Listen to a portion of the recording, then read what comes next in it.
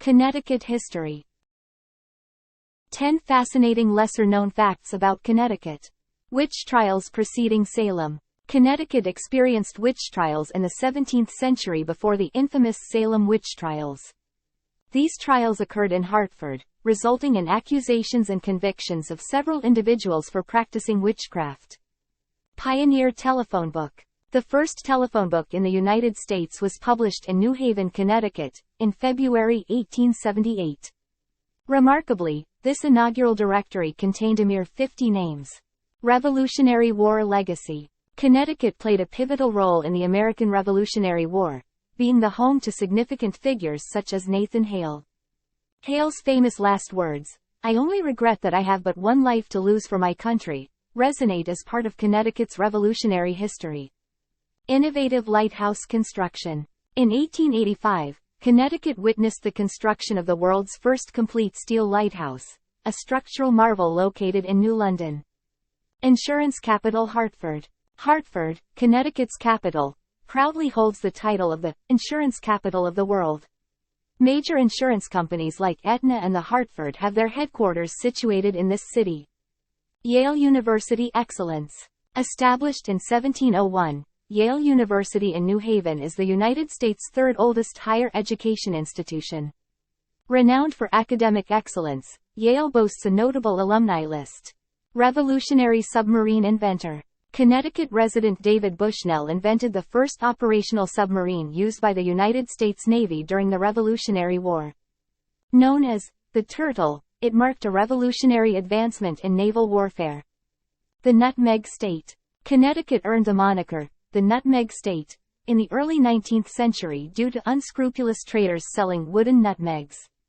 This historical anecdote led to a belief that Connecticut residents were adept tricksters.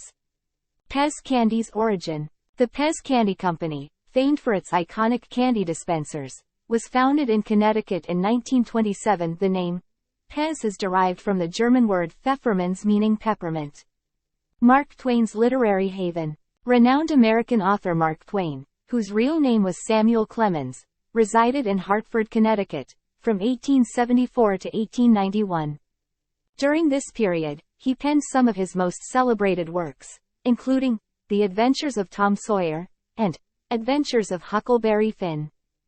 As the Constitution state, Connecticut's rich history and cultural contributions are reflected in these intriguing and lesser-known facts. Connecticut Amber Alert. Connecticut Amber Alert procedure. The activation of an Amber Alert in Connecticut follows specific federal criteria, exclusively initiated by the state police rather than local departments. Essential conditions include the belief that an abduction has occurred, the child's potential exposure to serious injury or death, and the child being 17 years old or younger. Moreover, law enforcement must possess a description of the child, abductor, or abductor's vehicle. Upon responding to the scene and gathering relevant information, the police promptly transmit details of the abduction to all radio and television stations statewide through the Emergency Alert System, EAS, commonly utilized during severe weather emergencies. This rapid dissemination aims to alert the public swiftly, enlisting their assistance in the urgent search for the safe return of the child. Connecticut Lottery's response during an Amber Alert. In collaboration with the Amber Alert System, the Connecticut Lottery plays a proactive role in disseminating crucial information. Immediate text messages are dispatched to lottery retailers statewide. Retailers prominently display printed copies of the alert message within their stores. The alert message is recurrently broadcasted to retailers every half hour during the initial 90 minutes. Subsequently, the alert message continues to be transmitted every hour for up to 5 hours. Information is prominently displayed on lottery electronic message units throughout the state. Moreover, individuals can access real-time information on active Amber Alerts and view the child's picture through the National Center for Missing and Exploited Children website at http://www.missingkids.org/gethelpnow/amber. Wireless Amber Alerts. Wireless Amber Alerts extend the reach of notifications to wireless subscribers within the affected area. This initiative broadcasts alerts to mobile devices within range of cellular carrier towers, without requiring knowledge of the recipient's mobile number or tracking their location. Importantly, recipients do not incur charges for receiving these alerts. Reporting and response. If a person observes an individual matching the description outlined in the Amber Alert, whether it pertains to the child, adult, or vehicle, immediate action is urged. The public is encouraged to promptly contact 911 to report any relevant sightings or information. This collective vigilance and rapid response from the community play a vital role in the successful resolution of Amber Alert cases. Connecticut Silver Alert. Connecticut Silver Alert Operational Procedure. The criteria for a Silver Alert in Connecticut is determined individually by each state. In Connecticut, this alert system applies to a range of situations, including a missing child under 18 years old, a person aged between 18 and 65 with mental health issues, or an individual over the age of 65. Silver Alert Criteria. The individual must fall into one of the following categories: missing endangered adult, missing endangered child, or high-risk missing person.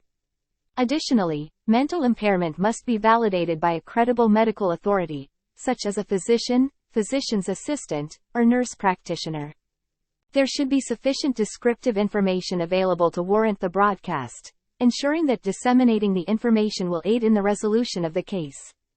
The request for a Silver Alert must be recommended by the law enforcement agency with jurisdiction over the case. The missing person's information is then entered into IDAX, NCIC with the message key aimed to initiate the alert.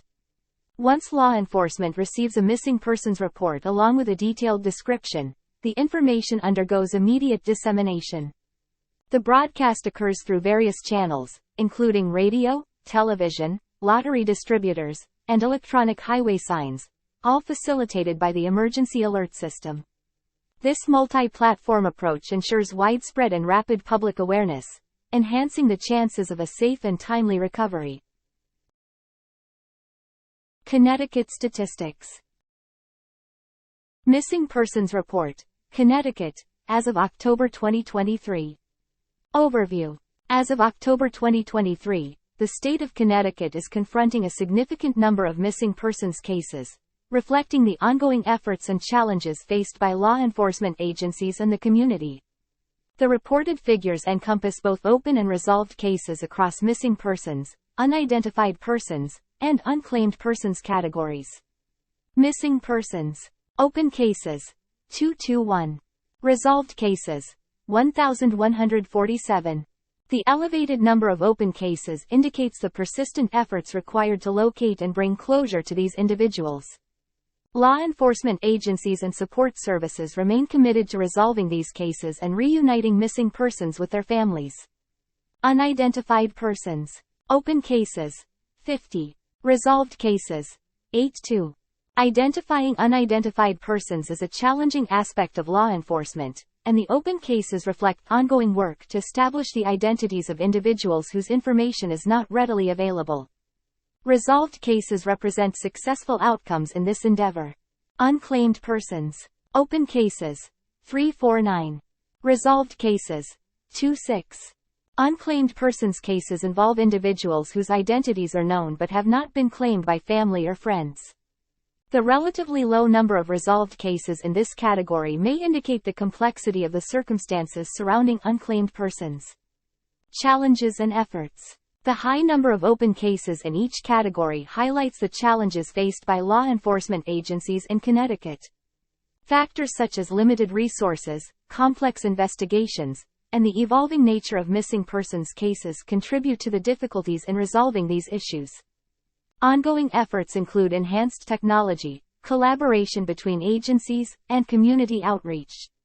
Public awareness campaigns and community involvement play crucial roles in generating leads and aiding investigations.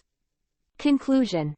The current state of missing persons cases in Connecticut underscores the continued commitment of law enforcement and support services to resolve these cases and provide closure to affected families. While the number of open cases remains substantial, the resolved cases demonstrate the dedication and effectiveness of the efforts in place. Continued collaboration between law enforcement, the community, and other stakeholders is vital for making progress in locating and resolving missing persons cases in the state.